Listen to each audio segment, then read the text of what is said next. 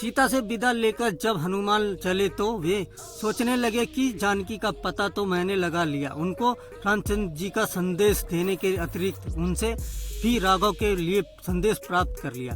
अब शत्रु की शक्ति का भी ज्ञात कर लेना चाहिए।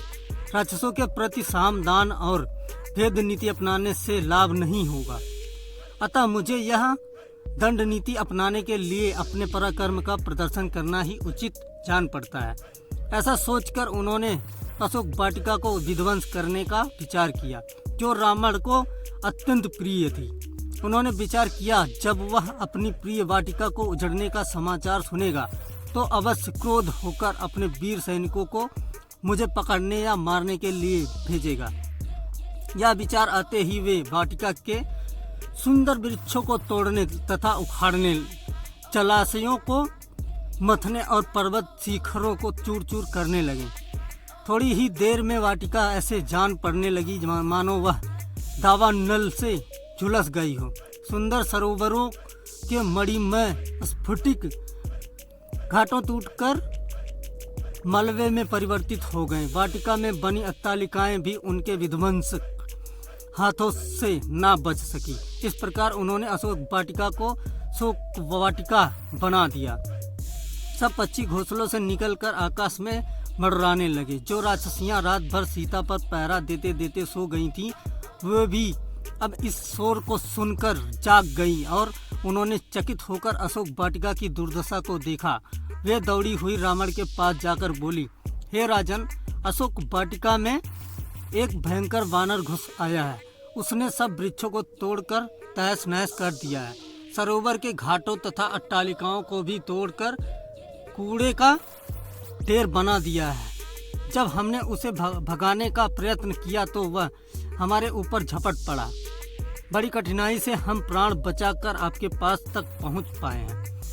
उस दुष्ट बानर ने तो जानकी के साथ भी न जाने क्या वार्तालाप किया है।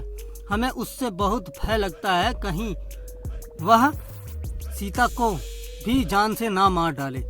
यह समाचार सुनकर रावण प्रज्वलित चिता की भांति क्रोध से जल उठा। उसकी भुकुटी धनुष की भांति तन गई। उसने तत्काल अपने अनुचरों को आज्ञा दी कि उस दुष्ट बानर को पकड़कर मेरे पास लाओ।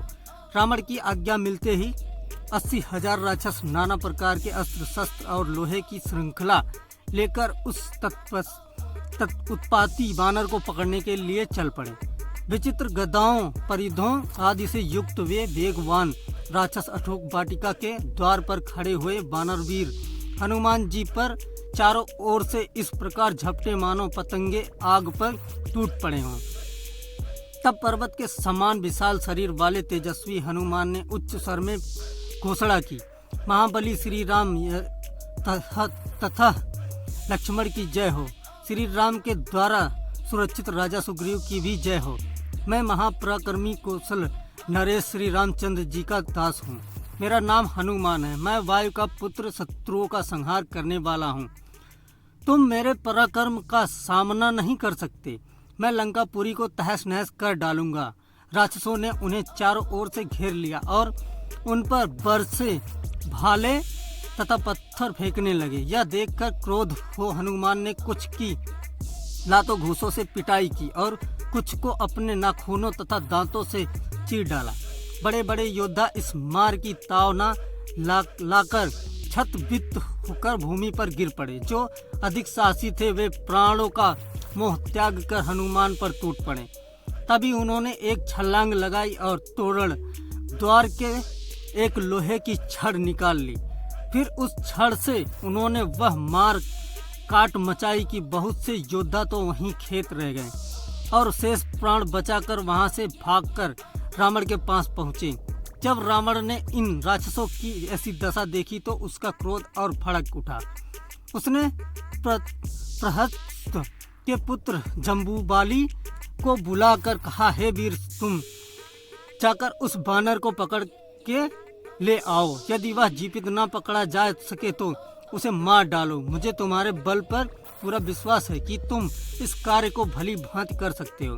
रावण की आज्ञा पाकर जम्बूवाली अस्त्र शस्त्रों से सुसज्जित हो गड्ढों के रथ पर सवार होकर हनुमान से युद्ध करने के लिए चला। जब उसने उन्हें तोरण द्वार पर बैठे देखा तो वह दूर से ही उन पर तीक्ष्ण बाण चलाने लगा। जब कुछ बाण पवन पुत्र के शरीर को छेदने लगे तो उन्होंने पास पड़ी हुई एक पाषाण शिला को उखाड़कर जम्बूवाली की ओर निशाना धाकर फेंका। उस विशाल शिला को अपनी ओर आते देख उस वीर राक्षस ने फुर्ती से 10 बाण छोड़कर उसको चूर चूर कर डाला। जब हनुमान ने उस शिला को इस प्रकार टूटते देखा तो उन्होंने तत्काल एक विशाल वृक्ष को उखाड़कर राक्षसों पर आक्रमण करना आरंभ कर दिया, जिससे बहुत से राक्षस मरकर और कुछ घायल होकर वहीं धराशाही हो गए। अपने सैनिकों को इस प्रकार मरते देख जम्बूवाली ने एक साथ 4 बाण छोड़कर उसका वृक्ष काट डाला और फिर 10 बाण छोड़कर हनुमान को घायल कर दिया। जब हनुमान के शरीर से रक्त धारा प्रवाहित होने लगी तो उन्हें बहुत क्रोध आया और वे एक राक्षस से लोहे का मूसल छीनकर जम्बूवाली पर उससे धड़ाधड़ आक्रमण करने लगे। उससे उसके घोड़े मर गए, रथ चकनाचूर हो गया और वह स्वयं भी निष्प्राण होकर पृथ्वी पर गिर जा पड़ा।